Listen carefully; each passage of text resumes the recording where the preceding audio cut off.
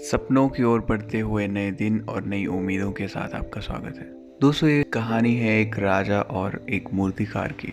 एक समय की बात है, एक प्रतापी राजा एक राज्य में राज करता था। एक दिन उसके दरबार में एक विदेशी व्यक्ति आया जिसने राजा को एक सुंदर पत्थर उपहार के रूप में दिया। राजा वह पत्थर देखकर बहुत ही प्रसन्न हुआ। उसने उस पत्थर पर भगवान विष्णु की प्रतिमा बनाने का निर्णय लिया और प्रतिमा का निर्माण करने का कार्य उसने महामंत्री को सौंप दिया। महामंत्री गांव के सर्वश्रेष्ठ मूर्तिकार के पास गया और वह पत्थर देते हुए बोला, महाराज, भगवान विष्णु की प्रतिमा इस पत्थर पर बनवाना चाहते हैं और 7 दिन के अंदर इस पत्थर पर भगवान विष्णु की प्रतिमा तैयार करके राजमहल पहुंचा देना। इसके लिए तुम्हें 40 स्वर्ण मुद्राएं दी जाएगी। स्वर्ण मुद्राओं की बात सुनकर मूर्तिकार खुश हुआ और महामंत्री के जाने के बाद उसने प्रतिमा का कार्य शुरू कर दिया।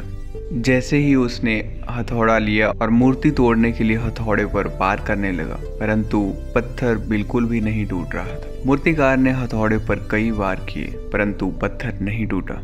50 बार प्रयास करने के बाद मूर्तिकार ने अंतिम बार प्रयास करने के उद्देश्य से हथौड़ा उठाया, परंतु यह सोचकर हथौड़े पर वह प्रहार करने से पूर्व ही उसने अपना हाथ पीछे खींच लिया। उसने सोचा, जब 50 बार वार करने से पत्थर नहीं टूटा तो अब क्या टूटेगा। वह पत्थर लेकर वापस महामंत्री के पास गया और यह कहकर वापस आ गया कि इस पत्थर को तोड़ना नामुमकिन है, इसलिए इस पत्थर पर भगवान विष्णु की प्रतिमा नहीं बन सकती। महामंत्री को राजा के आदेश का हर स्थिति में पालन करना था, इसलिए उसने भगवान विष्णु की प्रतिमा निर्मित करने के लिए गांव के एक साधारण से मूर्तिकार को यह काम सौंप दिया। उस मूर्तिकार ने महामंत्री के सामने ही उस पत्थर पर हथौड़े से प्रहार किया और वह एक ही बार में टूट गया।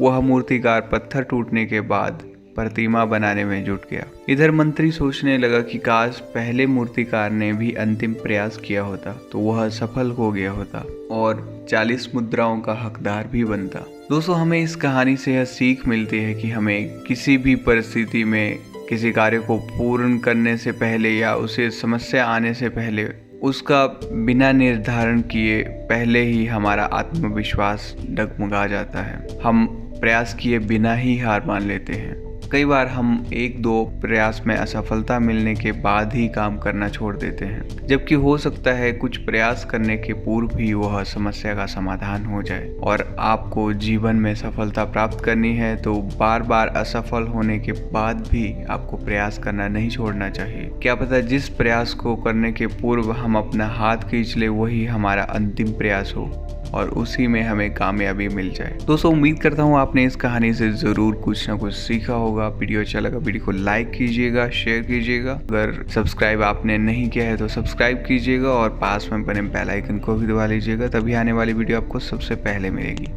तो मिलते हैं अगली वीडियो में जल्द ही। हमारे साथ आप बने रहिए। धन्यवाद।